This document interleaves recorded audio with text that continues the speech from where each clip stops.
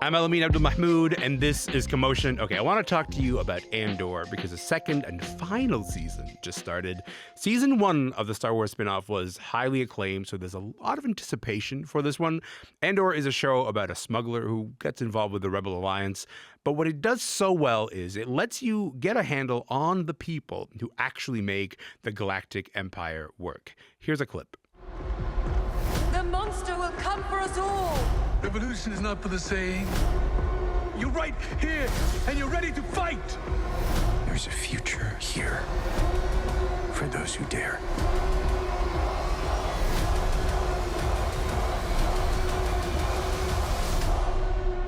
Welcome to the rebellion.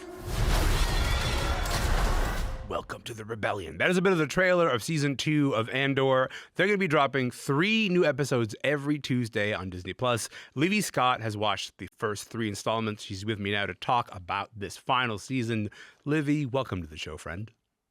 Thank you for having me. Yes, of course. Listen, for people who have not watched the show, which, I feel so bad for them, where does Andor fit into the larger Star Wars universe?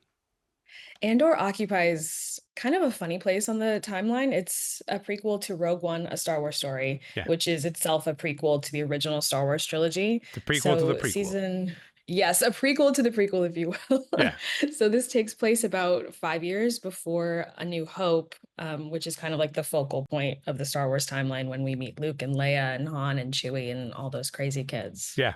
I think the idea of you saying he's the prequel to Rogue One. First of all, Rogue One, I'm just going to say it, the best Star Wars movie that there is. I agree. People don't say that enough. People don't say that enough. Rogue One, genuinely, probably the best Star Wars movie that there is. And so the idea that you get a prequel even leading up to that universe, I was like, yeah, all right, I'm sold on why we need this thing. But let's talk about the Death Star here, because a big part of the story is about how the rebels first find out that they're building, the Empire is building this gigantic super weapon, and it's called the Death Star. Do you want to talk a little bit about that context there? Yeah, of course. I feel like that was one of the most important aspects of Rogue One, that we're getting this context into how they discovered that the Death Star even existed. Yeah. They discovered its weak point and basically how to defeat, this this huge moment for the Empire, this huge victory for them. And it gives, I guess, more context into Luke Skywalker's victory at the end of A New Hope, because he's the one who blows up the Death Star. And that's, wow, not taking anything. I'm joking. I'm just joking. Spoilers for a 50-year-old movie, you guys. Yeah. It doesn't take anything away from his victory, but it just makes it more, powerful, knowing that these little guys were just sacrificing so much at the end of the day to help the rebellion.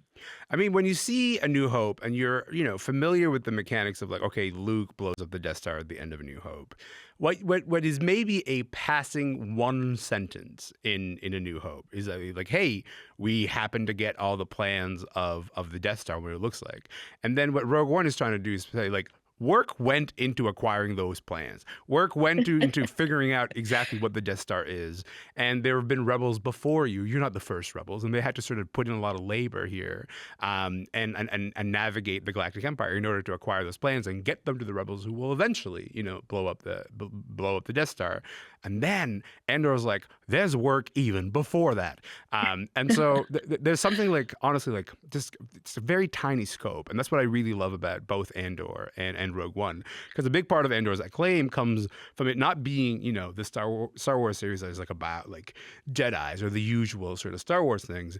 Andor creator Tony Gilroy went out of his way to make sure that this is not a Luke Skywalker show. This is not a Darth Vader show. There's no lightsaber to be found anywhere.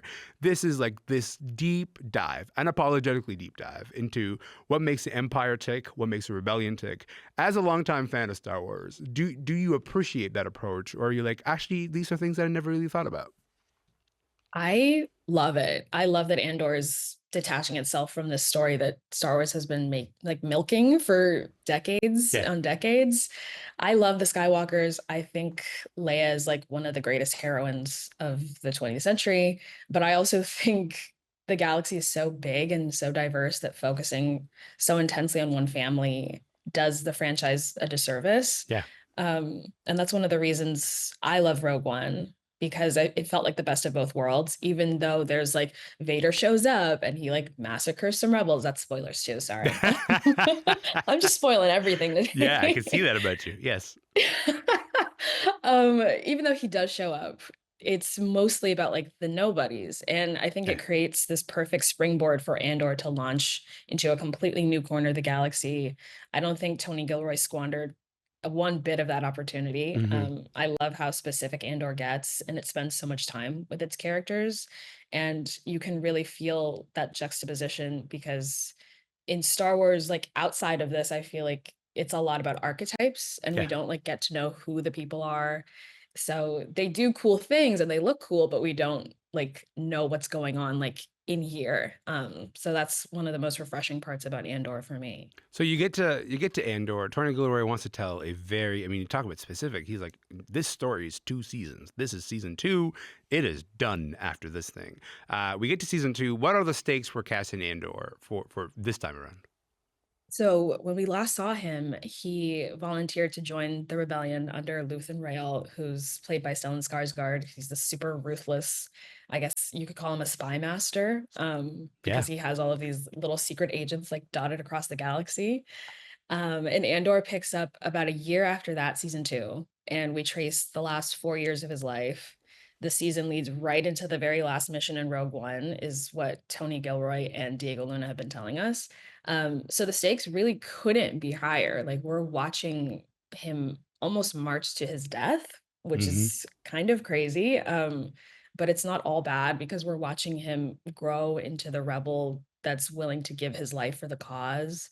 He's going to have to make like a lot of sacrifices, I'm sure, like balancing like his personal life and like the people that he cares about with the mission. He's going to become a leader. He's going to have to teach like maybe some less experienced rebels. He's going Hmm. to be on the run from the Empire because they're still hunting him like crazy. And of course, the threat of the Death Star, as you said, is looming. Um, and that's the weapon that's ultimately going to end his life, which is crazy. But at some point, the rebels will have to discover that it's being made and like launch a plan to destroy it and plan what we later see executed in Rogue One. I want to play a clip from season 2 right now. This is an exchange between Cassian Andor and an employee of the Empire who is about to risk their life on behalf of the rebel cause. If I die tonight, was it worth it? This makes it worth it. Right now. Look at me. You made this decision long ago. The Empire cannot win. You'll never feel right unless you're doing what you can to stop them. You're coming home to yourself. You've become more than your fear. Let that protect you. Thank you. You're coming home to yourself. That is a moment from season 2. What a line. What a line. What a line and what a scene. That is from episode 1 of season 2 of Andor. Lyvie, this is a show that is as much about Andor as it is about all of these other characters. We're trying to say, hey, if I step out of line of what the Empire expects of me here, will it be worth it for me? Will it be worth it for me to stop what I perceive of as an evil machine or a machine that is clearly becoming more bent on causing more destruction? Any other characters that you find yourself rooting for in the show? Oh, absolutely.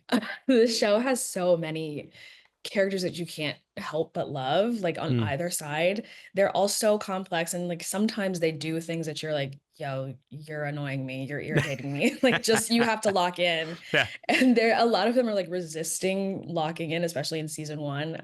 I'm thinking of Mon Mothma especially. Mm-hmm. She's such an interesting character because she is, I don't know, she's like stuck in this snake pit and she has to kind of, navigate her double life, like funding the rebellion and then also working as a senator in the Empire and like wearing this mask and the mask is Mm-hmm. cracking and she could be discovered any moment. And she has a really hard task ahead of her. And I just love watching her swan around in these gorgeous gowns, but like freaking out on the inside. I think that's just I think she's iconic and I love her.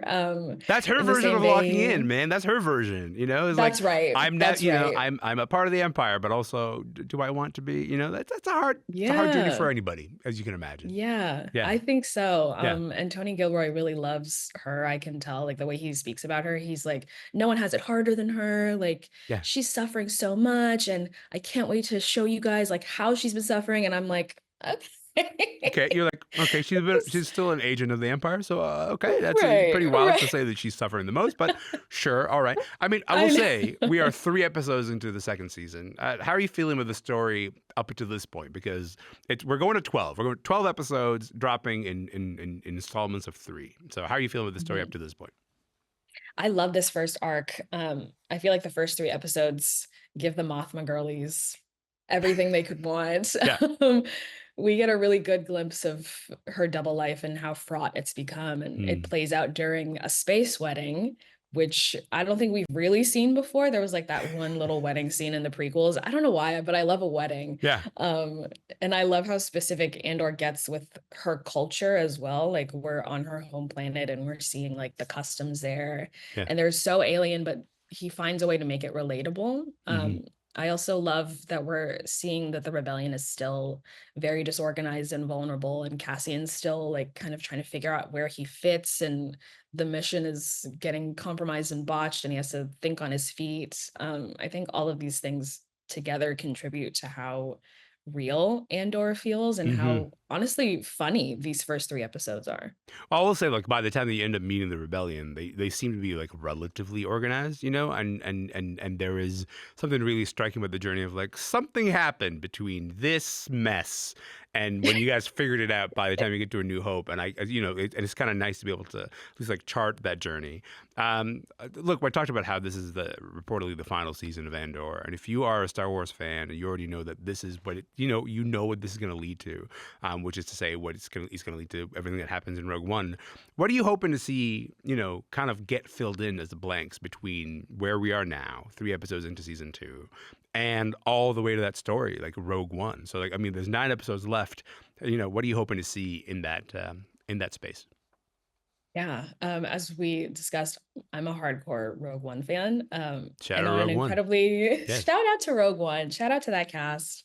I really selfishly I'm hoping for like some cameos from like Mads Mikkelsen, because he's the one who like gives the rebels like the blueprint to find the plans. I feel like it would be Mhm. really cool to see like him working within the Empire, just like even for a second. I feel like that would give some nice context to like what we see him doing in Rogue One. Mhm. Um, I think I really want to see, like as you said, how the rebellion goes from all these disparate factions who are like arguing and squabbling to an actual force to be reckoned with. Mhm.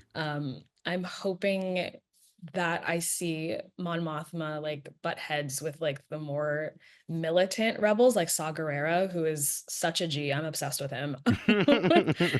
Because he's so on the complete opposite side of the spectrum from someone like her who values life and peace. And Yeah. he's just like wanting to burn it all down. And also I think I want to see Cassian become kind of the hollow shell of the person that he is in Rogue One, because as we saw in that clip, his heart is still so open, and he's Yeah. still like very passionate about this in a way that's almost not naive, but like really hopeful and optimistic. And Yeah. then in Rogue One, he's just like, we're just gonna do this. And you're like, how does he become him? I'm so looking forward to Lyvie's seeing like, that break transition.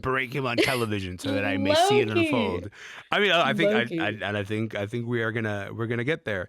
Look, before we go, I think like the reason we talk so much about Andor and Rogue One is that like this is a show and a story that is essentially, I think, like making the Star Wars universe, politically speaking, smarter than it was initially. And I'm not saying that as a put down. I think like the Star Wars universe has given you the archetypes that you mentioned earlier, but it is playing in sort of broad strokes of good and evil. I mean, it doesn't get more broad than a guy named Darth Vader being the bad guy, right? Like that. This is like, this is Lucas playing fully in archetype mode.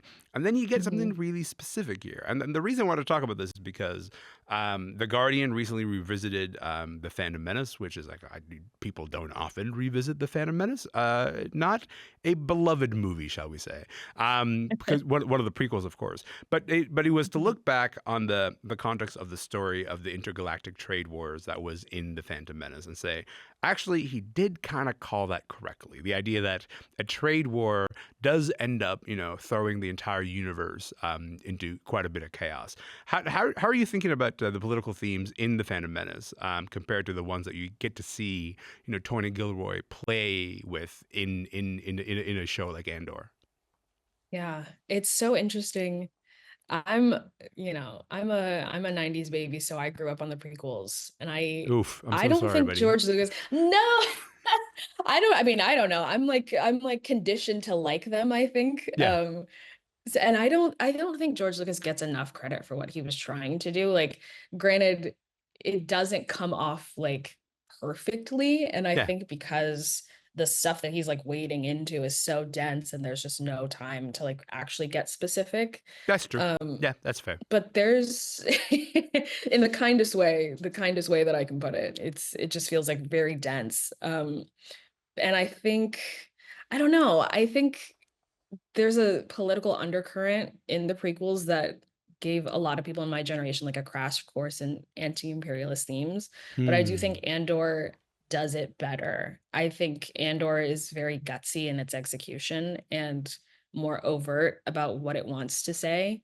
But I think both of them kind of straddle past and present, because the Phantom Menace invokes like the Gulf Wars and our modern day like tariff wars. And I think Andor will do the same wherever it goes this season, because I remember in season 1 there were all of these like parallels to like what we're going through now, but people were making comparisons to like things that happened like throughout history, like in Vietnam, like in Mexico, like all of this crazy stuff. So I think it comes down to execution. Andor gets the upper hand. But I think that's why we love Star Wars, because it's so timeless and we can find parallels throughout history. Lyvie, you turned me around on this. You changed my mind. I think you're right. I do think that the original 3 movies, it was like, here's a sandbox, that it has to do with these archetypes. I think politically he was trying to get a bit more complex with the prequels, while also trying to get more technologically complex. And I feel like that was like, I think you could choose one, brother. I don't think you can do both at the same time. And maybe the technological attempts overshadowed the relatively sophisticated political thinking that was kind of baked into his thinking of this universe. Having said that, I'm all in on Andor. Like, that's for me, that's the key into this whole universe, is that it gives you, a political literacy in Star Wars. Lyvie, we are only 3 episodes deep into the season of Andor. There's going to be more. We're going to talk about the show some more. But in the meantime, I just want to say thank you for your time. I really appreciate it. Thanks again. Thank you so much for having me. Yes, of course. Lyvie Scott is an entertainment critic who writes for the online magazine Inverse. Season 2 of Andor kicks off this week with 3 new episodes dropping every Tuesday.